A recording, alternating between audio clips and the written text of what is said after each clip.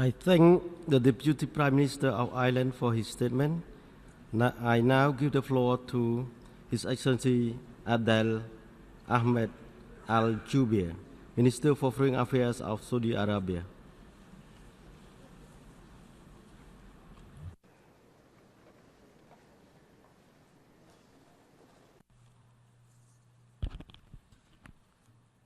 Bismillahirrahmanirrahim. On behalf of God, the merciful excellencies, Madam President of the General Assembly, Mr. Secretary General, ladies and gentlemen, may the peace of Allah be upon you. It is a great pleasure for me to speak and to convey congratulations to Madam Maria Fernanda Espinosa upon her election to the presidency of the 73rd session of the United Nations General Assembly. We wish you every success, ma'am, in your duties. I also wish to congratulate her predecessor, Mr. Miroslav Lajcik.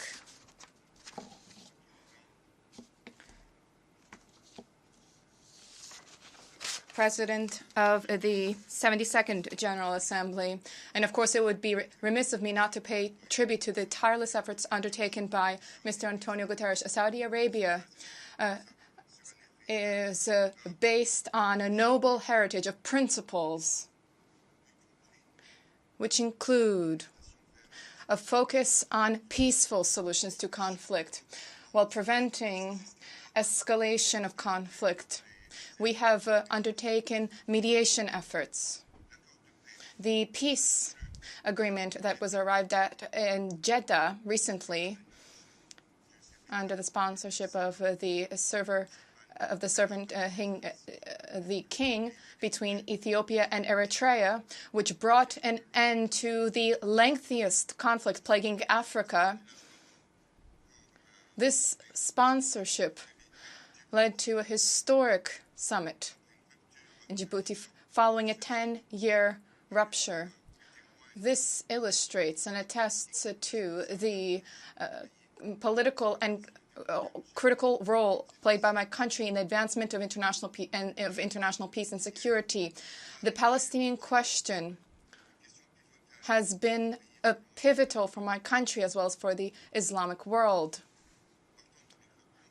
We base ourselves on our conviction that Palestinian people have the right to build an independent Palestinian state on 1967 borders with Al-Quds al-Sharif,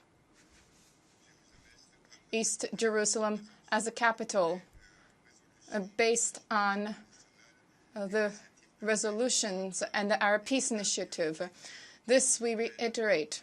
We reiterate our call for stepped-up efforts to bring an end to this conflict, which is the longest that had plagued the region. Houthi militias depend on Iran. They continue to launch ballistic missiles manufactured by and from Iran to Saudi cities with 199 missiles. These activities are geared towards destabilizing safety of navigation in the Bab el-Mandeb region and the Red Sea. We reiterate our commitment to a political settlement to the crisis in Yemen on the basis of the three references: the Gulf Initiative, the outcomes and conclusions of National Yemeni Dialogue, as well as UN Security Council resolutions. We shall continue to facilitate all humanitarian efforts to end the disaster plaguing the fraternal Yemeni peoples. We have sought to support the Yemeni economy, including recently with the establishment of a $2 billion fund based at the Central Bank of Yemen, which was ordered by His Majesty King Salman bin Abdul Aziz, the servant of the two sacred places, for a humanitarian support provided over the past 4 years in Yemen amounts to $13 million. Ladies and gentlemen, sir, terrorism and extremism are major challenges faced by the world. Our region has never been spared from the scourge of terrorist groups.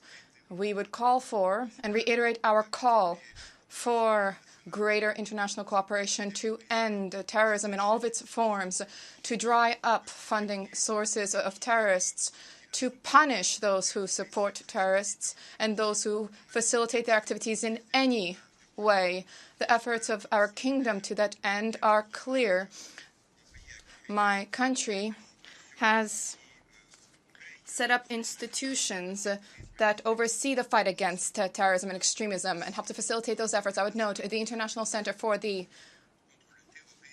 Fight Against Terrorism and the Extremist Doctrines, ITEDAL is its name, the Islamic Military Coalition to Combat Terrorism, which includes 40 states, the UN, United Nations Center to Combat Terrorism, for which my country provided $110 million. Sir, Iran continues its terrorist activities and its aggressive conduct. The Kingdom of Saudi Arabia wishes to voice its support for the United States' recent strategy in dealing with Iran, including seriously dealing with its nuclear and ballistic missile programs and its support for terrorism. Saudi Arabia believes that in order to achieve peace and stability in the Middle East, what is necessary is to deter Iran in its subversive policies. Iran has trained terrorist militias, armed terrorist militias, has provided them with ballistic missiles. They have conducted assassinations against targeting diplomats, acts of aggression against diplomatic missions. This is a sectarianism and interference in the internal affairs of the region. Such aggressive conduct constitutes a glaring breach of all international laws and treaties, of Security Council resolutions, which renders Iran, Iran should be held accountable in the international legal system. Sir, ladies and gentlemen, as part of our resolute efforts, we continue to counter and combat terrorism in my country with the assistance of the United Arab Emirates, the Kingdom of Bahrain, the Arab Republic of Egypt, with a collective boycott against Qatar. This has now lasted for 15 months. A country which supports terrorism, which hosts extremists, which introduces hateful rhetoric through its media outlets, which fails to uphold its obligations under the 2013 Riyadh Agreement and the auxiliary Riyadh Agreement later in 2014. Conduct which Qatar continues to undertake. This has made the boycott a sine qua non. Mr. President, this 8th year of the Syrian crisis, we see a humanitarian landscape which requires us all to shoulder our responsibilities. My country has, from the very first day of the outbreak of the crisis, has sought to place the Syrian citizen, the Syrian individual, at the heart of our efforts. We have endeavored to ensure that Syrian people can arrive at their ambitions to live on their own soil. For this reason, on the basis of our convictions, we reiterate the need to respect Security Council Resolution 2254 to arrive at a political settlement in line with the Geneva I Declaration principles. Sir, Saudi Arabia is a country which supports legitimacy in Libya. We would recall the importance of upholding the Sakharat Agreement to resolve the crisis plaguing Libya.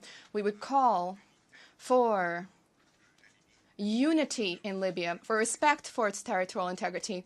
My country was among the leading donors in terms of humanitarian and development assistance. We have moved 3.7% of our GDP, thereby surpassing the quota called for by the United Nations, which was 0.7%. Sir, ladies and gentlemen, the international regime that has existed for centuries is rooted in national sovereignty. where the principle of respect for national sovereignty, non-interference in countries' domestic affairs, respecting international laws and customs, this is of overriding importance. There is no discussion of this. This is not up for discussion. Sovereignty is a red line that cannot be crossed. My country repudiates any and all intervention in domestic affairs for the aims of establishing any diktat by any country. The governments of countries with King Salman Abdulaziz and the Crown Prince, Prince Mohammed bin Salman and Prince Aziz, have placed the Saudi citizen at the heart of development, and this on the basis of Vision 2034 development, to open the door to the future of our citizens. Thank you, madam. Thank you, sir. Doy las gracias. I would like to thank the Minister for Foreign Affairs of Saudi Arabia for his statement, and I would now like to give the floor to the Minister for Foreign Affairs and Trade of Hungary, Peter Sihato. You have the floor, sir.